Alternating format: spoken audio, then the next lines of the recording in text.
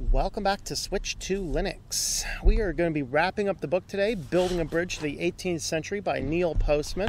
And just a reminder, this is going to be the last of the outdoor philosophy series that is on this channel. These are going to move to the OurWalkInChrist channel, which will be linked to here in the description. So if you happen to like this series and you want to keep following it, check it out over there. I'm going to keep the format mostly the same. I'm not going to make it an overly Christian view, unless I'm covering an overly Christian book, whatever. But for the most part, I want to keep this about the same. But I just think it's a better fit for that channel, and it gives me more content for that channel, and then I can free up a day over here for more tech stuff. So keep an eye on looking for that channel. So today we're talking about the last chapter, which is on education. And this is certainly one that I could talk on for a long time. And hopefully I will not fall off on too many of those. Again, these are unscripted, so I don't know what I'm going to say yet. We'll see what happens. But this is on education. And of course, in Building a Bridge to the 18th Century, Neil Postman is saying that we need to go back and we need to learn from our past, because if we don't learn from our past, then we are doomed to repeat it. And he makes the argument that the period of the 18th century, which was effectively the period of the Enlightenment, brought a lot of interesting philosophies to it that we should examine. So in regards to education, he says there's three things that bear on education here on page 155. The first is the what he calls the invention of childhood itself. And I disagree with this, because childhood is a distinct stage mentioned in the scriptures as well. And so I'm not sure I completely agree with that, and I covered that, my views on that on the chapter on children a couple chapters ago.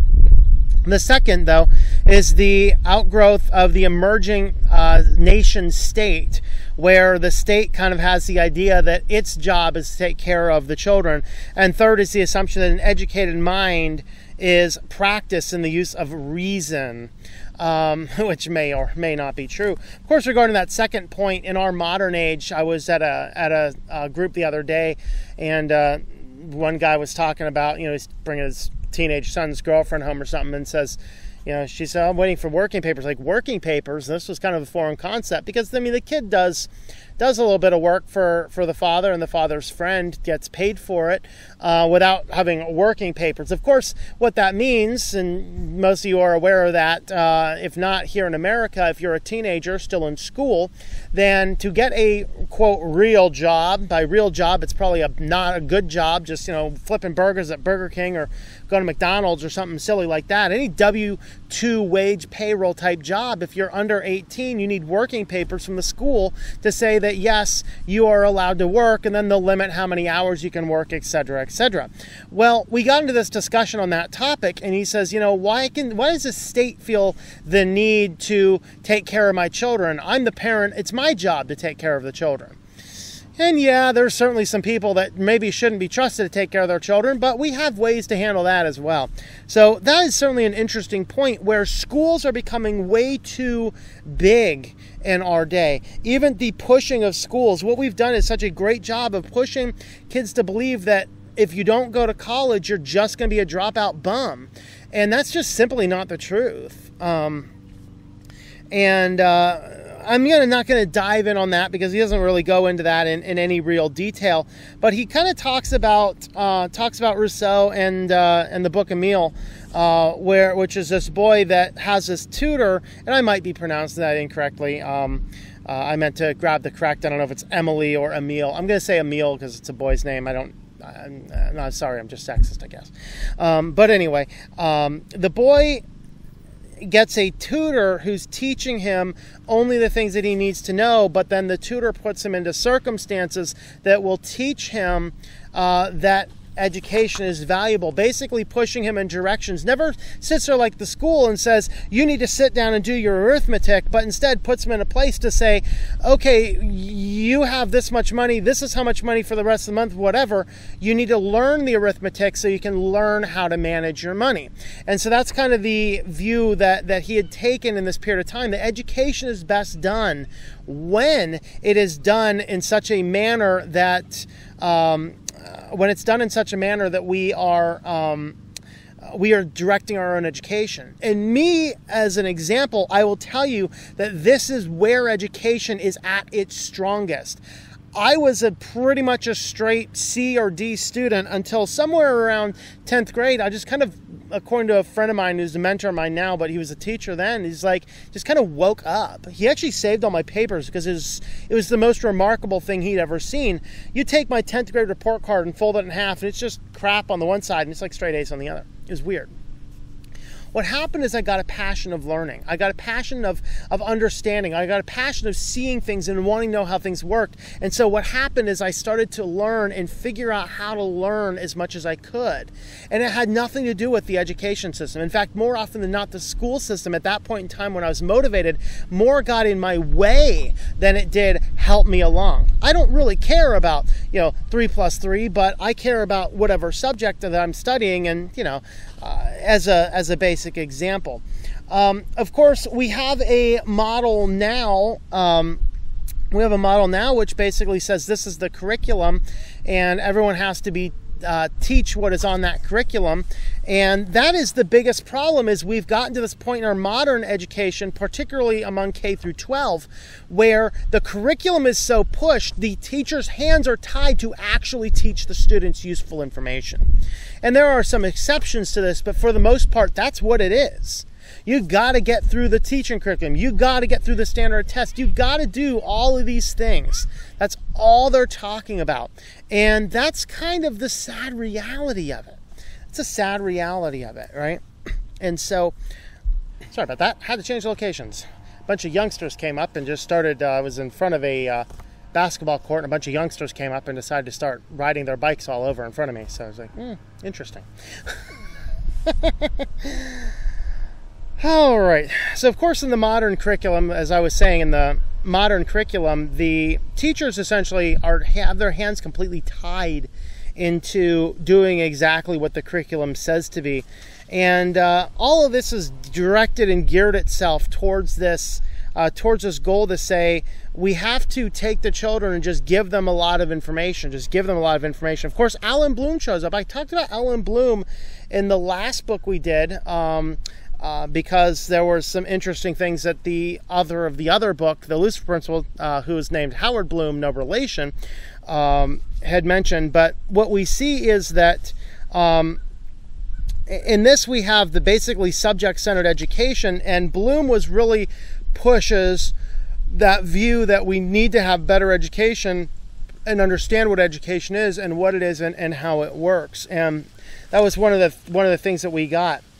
And so what we find is that education was first mandated in the mid-1700s in Prussia. And basically under his leadership, it says education laws were passed in 1763 and 1765, making elementary education a state matter and required compulsory education for all children from 5 to 13 years of age. Of course, now in the States, we have compulsory education through 12 grades, however long that takes you to pass. Of course, I think after 16, you're legally allowed to drop out, depending on the state, of course. Different states have different rulings as to what is, quote, legal, which begs its own fascinating question. So what ends up happening here is they're talking about various legacies of the Enlightenment, and one of the legacies he says here is the idea that a proper education must have one of its goals, the cultivation of skeptical outlook based on reason, which is definitely not in our principle today. We do not want, in fact, oftentimes you'll find among the more of the conspiratorial people, you'll hear them say, what does the elite want? And the more I look at the world, the more I go, maybe this is one of those conspiracies that's really true, where basically the school system right now is set up to produce these deeply, radically obedient people who are just educated enough to follow instructions, but not educated enough to think. And this is one of the things he asks. He says, what is the principal mindset with the Enlightenment? The answer would be skepticism, but modern educators do not usually use this word, preferring something more like critical thinking.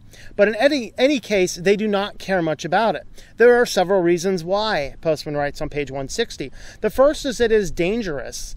Were we allowed to, or indeed encourage our children to think critically, their questioning of constituted authority would almost certainly be one result. One might even say that critical thinking works to undermine the idea of education as a national resource, since a free-thinking populace might reject the goals of the nation state and disturb the smooth functioning of its institutions. Wow. That is so true, though, that modern day education, while they talk about building yourself and making you better, that's not what their goal is. Their goal is to produce obedient people who will follow in the likes of where education, basically where they want to direct the society. You know, we want to have educated people who have the certifications to do the things. This is why I looked for a while back, I looked at the possibility of going and getting certified in nutrition. I know a lot about it. Nutrition is what led me into the study of biochemistry, into toxicology. I know a ton about healthy living, healthy nutrition, but the fact of the matter is pretty much everything that we are told about healthy nutrition, most of what we are told about it is actually not correct. But to keep the certification, well, to get the certification and then keep the certification, you have to keep on doing what the state tells you to tell people regarding nutrition, not what is actually biologically healthy for us as people. And so I looked at it and go, no, I'm not paying a lot of money to go spend a lot of my time to be certified, to be forced to teach people things that are not correct. I can just as easily put up a blog post and say, consult your doctor before doing anything, and then tell you what, biologically we are better designed to do and a little bit better off. Although in some states, some people have shut down successful nutrition bloggers over that very thing, say, oh, he's not certified, he's dispensing nutrition information. Lord help us in our society. In fact, if you want to hear more about this, there's a fabulous talk by Thomas Naughton, what's the name of that one? I forget the name of it. I will find it and put it in the description. I think it's called the Wisdom, was it Diet, Health, and the Wisdom of Crowds, I think is what the title is. I'll find it and go ahead and link it down in the description below. Fascinating take on critical thinking and on basically on hive mind, hive think, and the fact that a lot of modern day teaching is being undermined by the fact that anybody can get together, and basically we have more open resources to us. But of course, the world is moving in such a way that we're trying to get away from these open sources. So, YouTube's starting to put things like, oh, this may be factually incorrect. Here's a Wikipedia article instead, as if Wikipedia were absolutely the beacon of truth.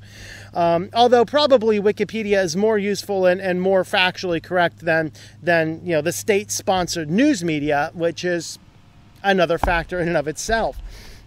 But anyway, the Enlightenment period of time focused on this critical thinking. We don't focus on it because critical thinking ultimately leads to question your very authority. And so that is one of the fascinating things. Of course, he says down here, let us suppose, as Jefferson did, and not much later John Dewey, that a democratic society must take the risk, that a society would be improved by citizens with a critical mind, and that the best way for citizens to protect their liberty is for them to be encouraged to be skeptical, to be suspicious of authority, and to be prepared and unafraid to resist propaganda. And let us suppose further that at least some parents believed it to be an important goal, and we will raise no objection against it. We would then confront another major problem. How do you teach reason and skepticism? I'll tell you how I have learned the art of reason and skepticism, because a lot of people are curious about this part. I learned it by reading and studying contradicting sources. The best example is when I was a young Christian, I first became a young Christian among the whole world of what you might call health and wealth teachers. So these health and wealth teachers pushing things like, say it and you have it, and if you confess it, you'll believe it, you'll have it. Benny Hinn, Joel Osteen, a lot of these types of guys. That's a lot of the view they're doing. Well, at that time, the biggest ones were like Norman Vincent Peale and Robert Schuller, which is really not good theology at all. In fact, I'm not even sure I'd call it theology at all. But a mentor of mine gave me another book by James Montgomery Boyce, who is, in fact, it's the book that I'm going through with the study on the Foundations course on my other channel. And in there, he's approaching things from a different viewpoint. So now I have two things. I have one guy saying, if you say it, simply say it, will bring apart nebulous powers and make it yours. So if you confess that you have $1 million enough times, $1 million will materialize. Or there was Boyce, who said, let's follow the scriptures, let's believe in the providence and the love of God, and then let's live within the constraints of what God has given us. Two completely conflicting worldviews that both propose to be about the same Bible. So what did I have to do? Well, I had to read the Bible and make my decision. Which one was right, which one was wrong? Well, it turns out Boyce is right.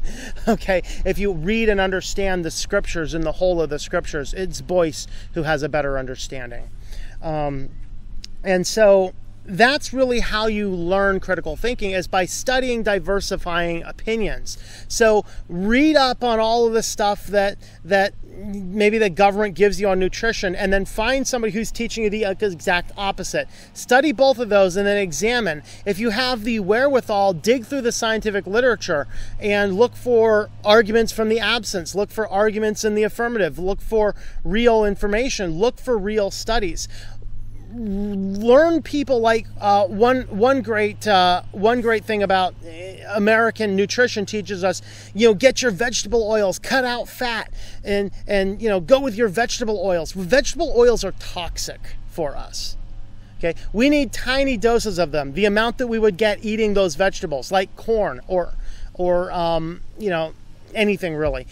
Eating those foods will give us the amount that we need. But to have way too much in our diet, we should have about a 3-to-1 ratio. We actually have like a 1-to-26 between omega-3s and omega-6s. It's insane how much, and these things are pro-inflammatory. And in nutrition and in the medical field, that means it causes stress, it induces heart disease, it induces strokes, it induces a lot of these bad things in our body. Pro-inflammatory things do this. Pro-inflammatory is the initiation response in cancer development.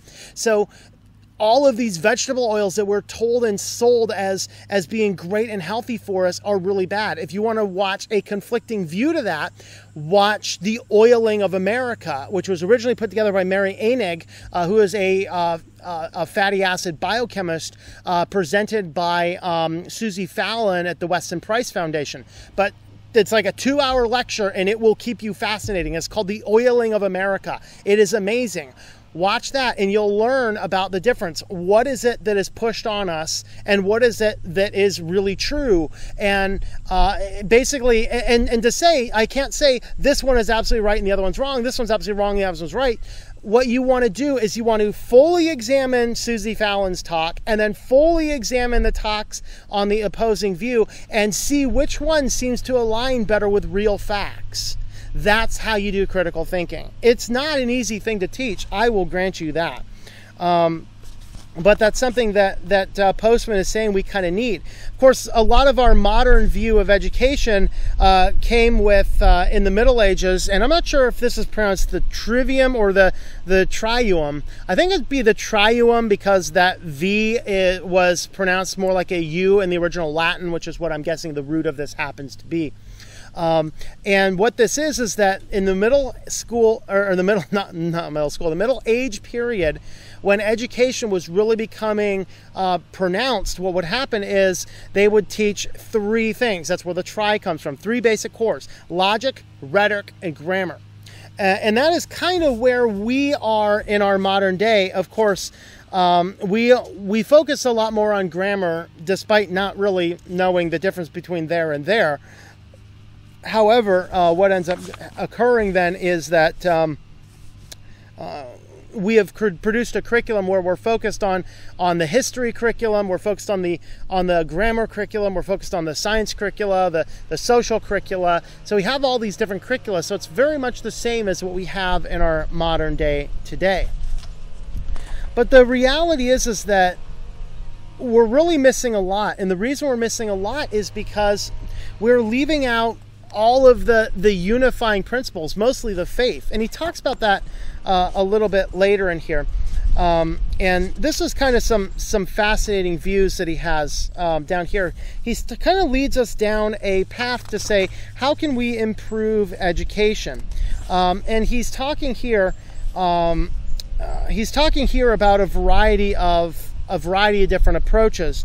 So one of his approaches here is to support the approach that science, like any other subject, is distorted if not taught from a historical perspective.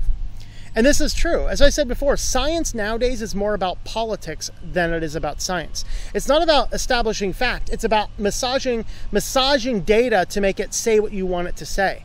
That's how the pharmaceutical industry works. If you think Lipitor saves 36% of heart attacks, it doesn't.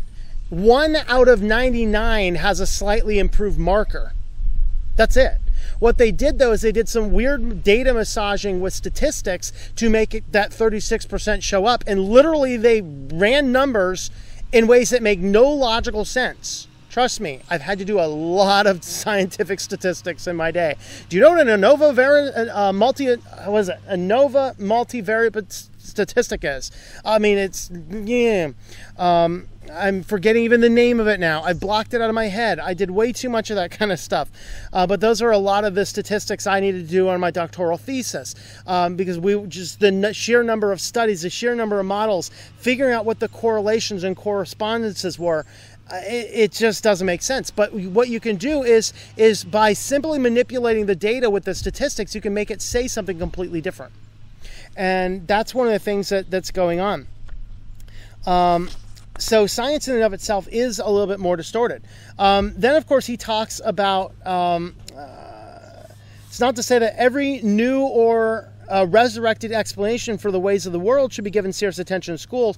Teachers, as always, need to be the one to choose which theories are going to best help in the classroom. So it needs to be, the biggest problem I have a lot of times with education, and the K through 12 education particularly, is because they care more, does your teacher have a degree in teaching, and a whole lot less than does your teacher actually know the subject matter. So me, I have 10 years of higher education in chemistry, and I've taught at the college level in chemistry. I've directed entire programs. I've written entire lab manuals. But I could not go to the local high school and teach chemistry. They would, by law, if 2 people apply for the job, one of them is a history teacher with a teaching certificate, and the other is a person who is a full-fledged, multi-year experienced chemist, by law they have to hire the history major to teach the chemistry class. And then they just hand him a curriculum and say, just teach this curriculum. And you have a guy who is incompetent in the field teaching the class, because the law says the teaching certificate is more important than the subject matter. And it's balderdash, total balderdash. It is insane. So we need teachers who understand the subject matter and then allow them to come up with the philosophies to better help them teach. Because all these new finagled way of teaching, apparently they're not working, because we keep on being more and more progressive in education, and we keep on sinking lower and lower and lower in the developing world in education. Realize we are at the very bottom of the list of the developed world as far as education. And it doesn't have anything to do with the amount of time we're in school. It has to do with the fact that we keep on making stupid decisions, like putting history teachers in charge of the chemistry class because he has a degree in education. It doesn't make sense. Put the chemist in charge of the chemistry class. Trust me, he'll have a lot better job, and he can probably make the class a lot more exciting. I mean, really. Next, he says, he calls it, he has concern of what he calls the technological education. Now, he makes a fascinating argument here. I'm just going to go ahead and read what he says because it's so important. He says, I've said and implied in this chapter on technology, I do not mean that technology education, teaching our youth how to use computers. 45 million Americans have already figured out how to use computers without any help whatsoever from the schools. If the schools do nothing about this in the next 10 years, everyone will know how to use computers. But what they will not know, as none of us did know about anything from automobiles to movies to television, is what are the psychological, social, and political effects of new technologies. And that subject that ought to be the central in books, it required some knowledge of the history of technology, the principles of technological change, change and the economic and social alterations that technology inevitably imposes. If we want our students to live intelligently in the technological society, I don't see how this can be done if they are ignorant of the full meaning and context of technological change. I should add here, based on my own observation of students in foreign lands, on the question of history and effects of technology, American students are the most ignorant group I have yet to come across. The average American graduate cannot tell you, the average American graduate student cannot tell you, given a 1,000-year margin of error, when was the alphabet invented? I testify, I don't know. Given 200-year margin of error when the printing press with movable type was invented, I think that was somewhere around the 16 or 1700s. Let alone say anything intelligible about the psychological or social implications of those inventions. To think that these are the people whom we will entrust to use the information superhighway would be laughable if it wasn't so dangerous. So it goes back to that Malcolm character on Jurassic Park. We are pushing so far and so fast on our modern technology, particularly technology in education. We are asking so hard, what can we do next? We're not asking, is this good for our students? And as somebody who's been in the classroom and sold academic software, I'll tell you that the best way to get the student to learn the material has nothing to do with a computer. It has nothing to do with an application. It has nothing to do with online homework. It has to do with, does the student sit down, glue the butt to the seat, and work the problems? That's what it takes to learn it. That's what it takes. His final suggestion is to have comparative religion put in. Not suggesting any state, because this is a fascinating little clip here on page 172. He says, okay, so he's addressing, I don't want to read all of the context going to it. He's kind of addressing that when you start talking about religion in schools, it tends to produce some problems and some challenges. He says there's good reasons for this. Among the First Amendment, which, even before it mentions freedom of speech, prohibits Congress from establishing a national religion. This has been widely interpreted to mean public institutions may not show preference for any one religion or another. It has also been taken not so wisely that the public institution should show no interest in religion at all. Okay? And this is a key factor, because the reality is there's nothing that says that religion cannot be mentioned. It's just that a agent of the school, whether that be a teacher, a principal, a counselor, whatever else, they can't make a deference to say this is the true religion to follow. But they're not forbidden from saying, have you considered your faith in your religion? Okay. But a student has the full right to exercise and practice the religion so long as it does not interfere with education. Okay. So what he says here is that it is good that we are not establishing a state religion, because the reason that was put in there, separation of church and state, does not appear in the First Amendment, Constitution, or anything. That was from a private letter from Thomas Jefferson expounding on what that means in a private letter to somebody else. That was from Thomas Jefferson. It was not in the Constitution. What it says is that the Congress shall not establish a national religion. And they did that because in England, where they came from, the Anglican Church was the national religion. They said, we want to be able to worship our faith the way we see fit, whether that be a different denomination, a different religion, or no religion whatsoever. The ruling is that Congress may not establish a religion. It does not say God may not be mentioned anywhere in this, because you say God in a public sphere, a Jewish person says, oh, that is the one true God. A Christian says, oh, that is God, and Jesus is the Son. A Muslim would say, oh, that is Allah. Okay? The mention of God's name is not forbidden in a public square. It is the nationalization of any given religion that is forbidden in a public square. So what he's saying here is that the real reason we need to do this is that religion asks the key question, why, that centralizes and glues all other educational topics together. That's what Postman is arguing. All other education topics come together because of that. All right? And with that being said, he says we don't want to say, we don't want to necessarily do classes in the Christian religion or the Jewish religion or the Muslim religion or any other crazy religion that might happen to be out there. But he says a comparative religion course would help glue together the reasons and the why of education. And I agree with him that would probably help. Although I do also agree that there's some challenges because, you know, classically people of different religions don't necessarily want to work together to come up with a comparative religion course that everyone can agree to. So I can understand that, and even he understands that. But that's kind of the chapter on education. It's just a fascinating chapter, and certainly some neat things to look at, neat things to read into.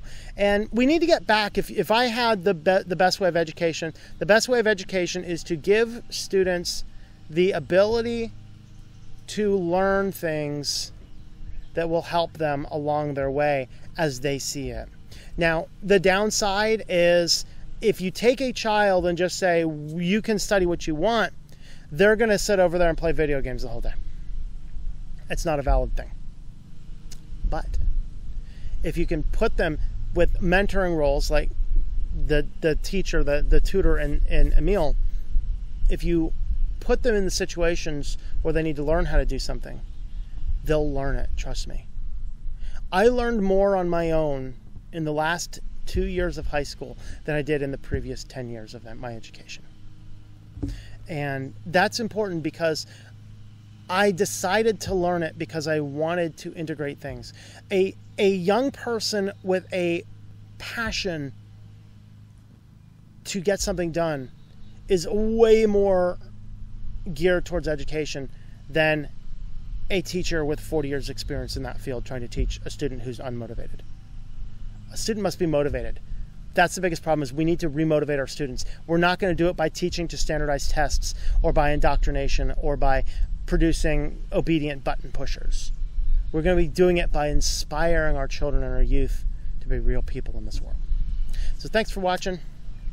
I hope you've enjoyed this video from Switched to Linux. If you'd like to help support the channel, check out the links at the top. There is another video over here. You can check out our Patreon page down here. And you can check out shop.switchedtolinux.com for information on a t-shirt like this or some other designs. Thanks for watching, and I hope that you enjoy switching to Linux.